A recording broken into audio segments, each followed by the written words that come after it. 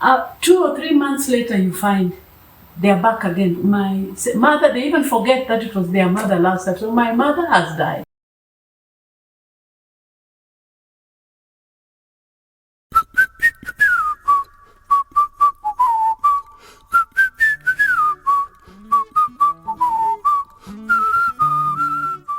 Welcome to DUOL Podcast, where real people talk, conversations take place, restoration and growth begins.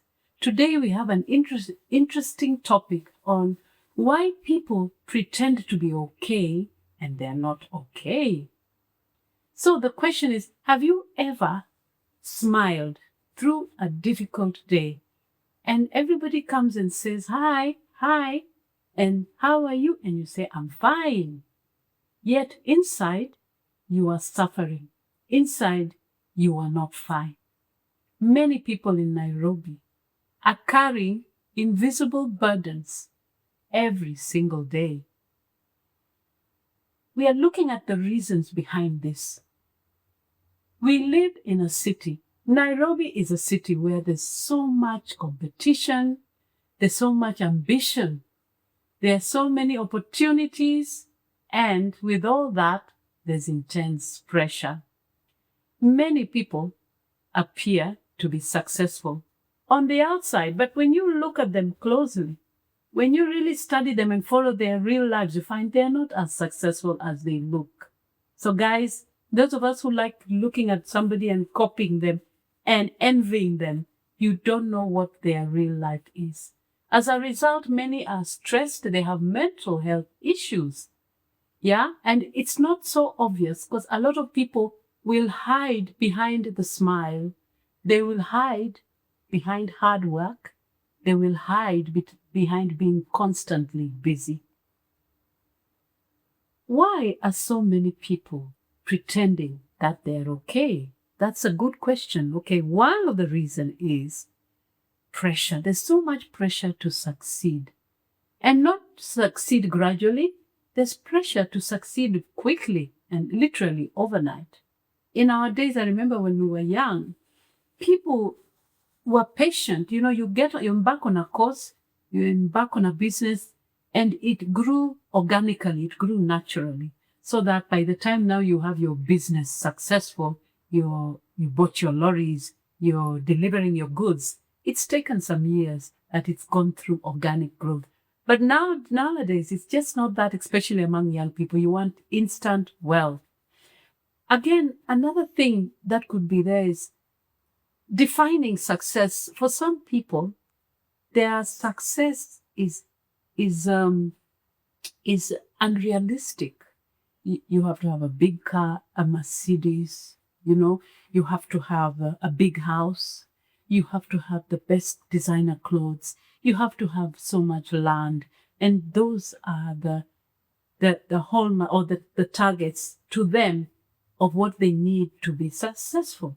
And they will go as far as getting into town on the weekend. I'm sure some of you have been to Nairobi on a Sunday and just seeing guys posing by a Mercedes Benz with a TikTok just to kind of make their friends give the impression that that's their car, or posing outside a big, big, beautiful house and giving the impression that that's their house, so that your friends and your family can like you more.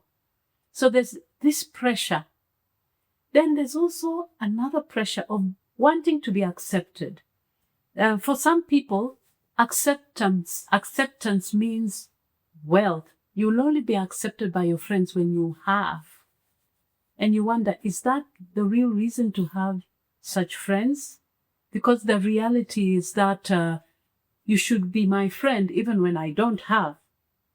But many of us know the truth that a lot of the times when you lose a job, when you go sick for a long time, or you're not able to attend those meetings or to buy people drinks, or, basically your status goes down financially, there are some friends who actually lose interest. They just leave you. And that's the sad reality.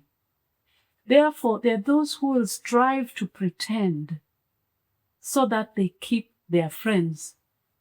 Then others, it's family expectation. You're a breadwinner or a spouse, and your family expects you to be walking with your neck straight and your head held high as the breadwinner out there, and give the impression to your friends and family that you are in control. When at home, you know, you are harassed because you're not providing, or you're not able to provide.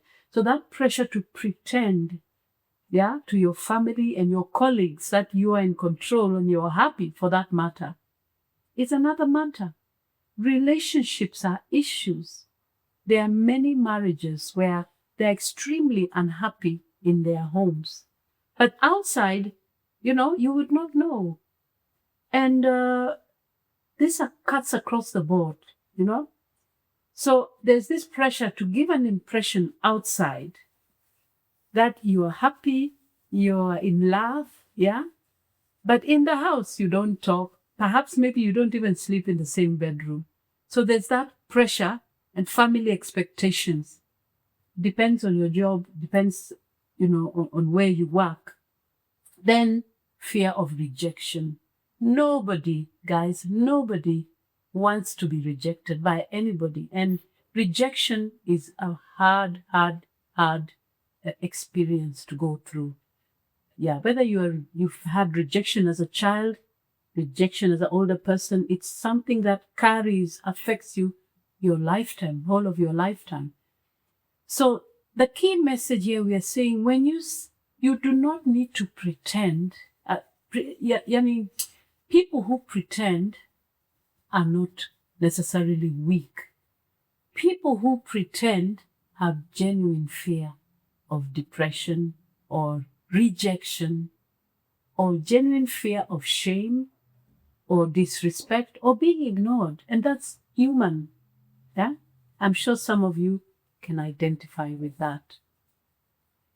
So the next point of discussion is, guys, what does pretending to be okay look like? When we talk of pretending to be okay, what do we mean? What does it look like? Okay, for example, if you're the kind of person who you have issues, but the whole day you try to smile, but at night you're crying. At night you can't sleep, you're worried. Then you're pretending. You're pretending you have an issue you need to address. Another one is putting all their energy at the workplace, putting so much effort in your work and all your energy, but inside you feel so empty. You need help. You need to open up on some issue. Another one the others who are constantly joking. They just give so many jokes.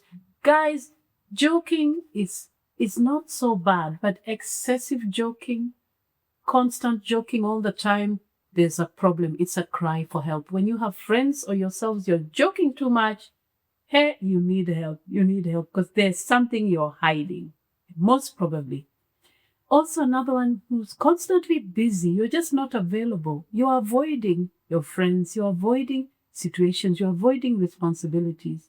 That's a sign that you could be pretending, by being busy, yet you know that there's something you're running away from.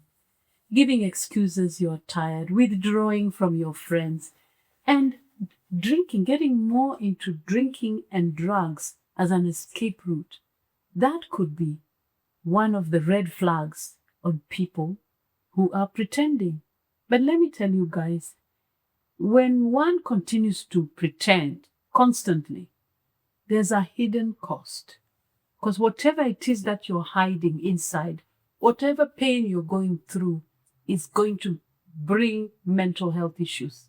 So you end up having anxiety disorders, depression can even lead to suicide, loss of hope and low self-esteem. And low self-esteem is really bad. You wake up feeling confident on who you are. You go somewhere and you can hardly speak. You feel everybody is superior to you. There's that inferiority complex. You don't even have the courage to talk, You can't sleep. You're always tired. You may even have headaches with other secondary symptoms like blood pressure, ulcers, diabetes, others. Those, prolonged anxiety brings about those illnesses.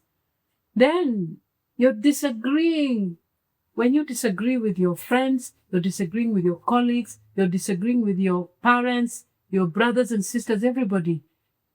And then you want to say that everybody is bad to you. Apana. When you disagree with everybody, it is you. There's something in you that needs to be sorted out. You're harboring some pain. You're harboring emotions, yeah? Another sign when you keep pretending and not dealing with the inner issues is poor work performance. You're not going to work well. Your boss might even give you a warning letter and say, this one. Or you keep isolated, yeah? As a result, even you don't even cope with your family members. You don't cope with anybody, yeah? So I know some of you are asking a question. Why don't people ask for help? That's a good question. Why don't people ask for help? Let me tell you. Some people, they know they have to pretend. They know they're feeling empty, but they say that people will think I'm crazy. If I go and say that I'm feeling empty and I'm feeling sad, people will say they are crazy or I'm cheesy. That is a new term the young people like to use, yeah? Another would say, I'm a Christian. Everything I've just prayed about, yeah? And that's enough. Praying alone is not enough because God, whom you pray to, has positioned people around you who can help you. From counselors, doctors, therapists, friends, many people. So as you pray, you need to purpose to go and look for help, right? Yeah? Help is not a sign of weakness. Looking for help is a sign of strength.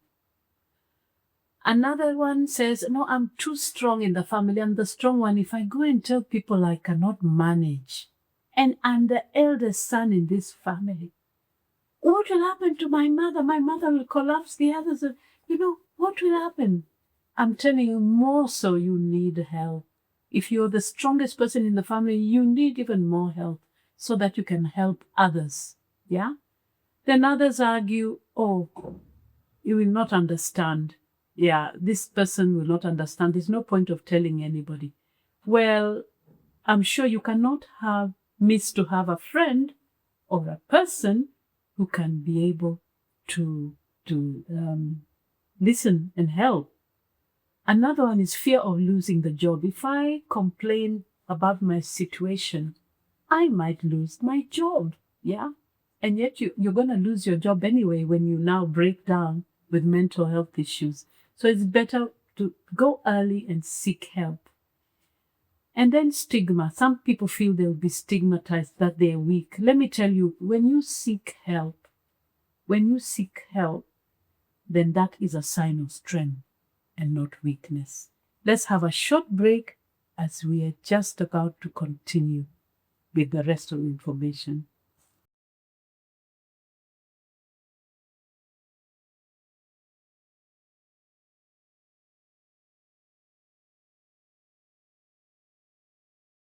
This episode was proudly brought to you by Poponi Road Wellness Centre.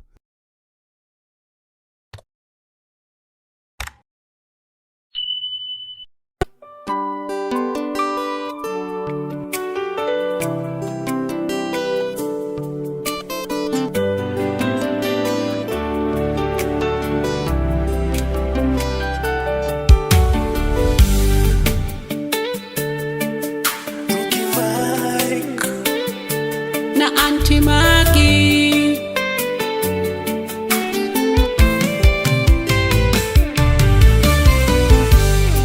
Kwa yale yote unayonitendea na kushukuru Yesu. Kwa yale yote unayonitendea na kuabudu Yesu. Ni wewe, ni wewe na kushukuru Yesu. Ni wewe, ni wewe na kuabudu Yesu.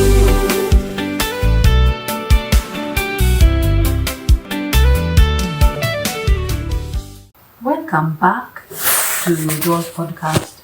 We have been talking about people who like to pretend and yet they're not who they really are, or hiding emotions and feelings. Who is more at risk? Is it just specific genders or people? Anybody can be affected. Anybody, whether you're rich, whether you're poor, whether you're male or female, and whatever profession. We have seen this across the board, from university students to professionals. We have seen it among business people, executives, entrepreneurs. We have seen it with parents and children. We have seen it with healthcare workers, judges, lawyers, human beings, religious leaders, security personnel. There's nobody left out. Yeah? So anybody can be affected. And I personally also remember personal cases where you have a relative who we were very, very, very much surprised, because almost every month, they would come and ask for fundraising for their relative, either their mother who has died, their mother or their father or their uncle, a relative. 2 or 3 months later, you find they're back again. My mother, they even forget that it was their mother last time. So my mother has died, And it just goes on and on. In the end, eventually you hear that truly, somebody ends up losing their mother or their father or the relative that they have been. So it's really a problem. But what we're saying is that anybody can be affected. So if somebody is going through certain changes in them, then they're at risk. Once you know somebody and they're not them, they're pretending to be who they are, and yet you find they are going through emotions of sadness. They've lost interest in activities. They cannot sleep well. You can see a difference in their behavior during the day and during their private time or during the night. In the daytime, they look different. Don't ignore them. They need help. People who are constantly worrying, feeling always overwhelmed. They're not eating well. They can't concentrate at work. They are drinking more than others and disconnected from others. And there's a change in their behavior, a change in their character. And you can see them living 2 lives. That 2 lives, guys, don't ignore. Either in yourself, if you're one of them, or your friends. And if you see somebody going through these emotional issues of feeling sad, feeling not themselves for a long time, and it's not just one day, it can even go for 2 weeks, then you have to be concerned, because 2 weeks, or if it's sudden, but very, very strong feelings of sadness and emotional issues, then we have to do something. So what can we do as friends, as relatives of such people who are there, who are living these 2 lives? Encourage them to talk to somebody they trust. So if it's you who's listening, talk to somebody you trust. Don't isolate yourself, And as much as possible, open up about your stressful situation. I know many of us, we are supposed to be our brother's keeper, but many of us are not trustworthy to keep information private. So if somebody comes and tells you, I cannot feed my family, we didn't eat last night. Instead of doing something, you've told your neighbors, you've told some friends, you've texted others, it's in the social media, that is bad, that is wrong. Because today it's your friend, tomorrow it is you. But we have to be able to be private when people hold matters confidentially. People who open up on personal matters. We need to encourage these people to sleep well. Sleeping well, guys, don't ignore sleep. Sleep is a deliberate, natural way in which God created for us to rejuvenate, to be healthy, mentally and physically. That's when your body just restores itself. Healing and restoration and growth takes place while we are sleeping.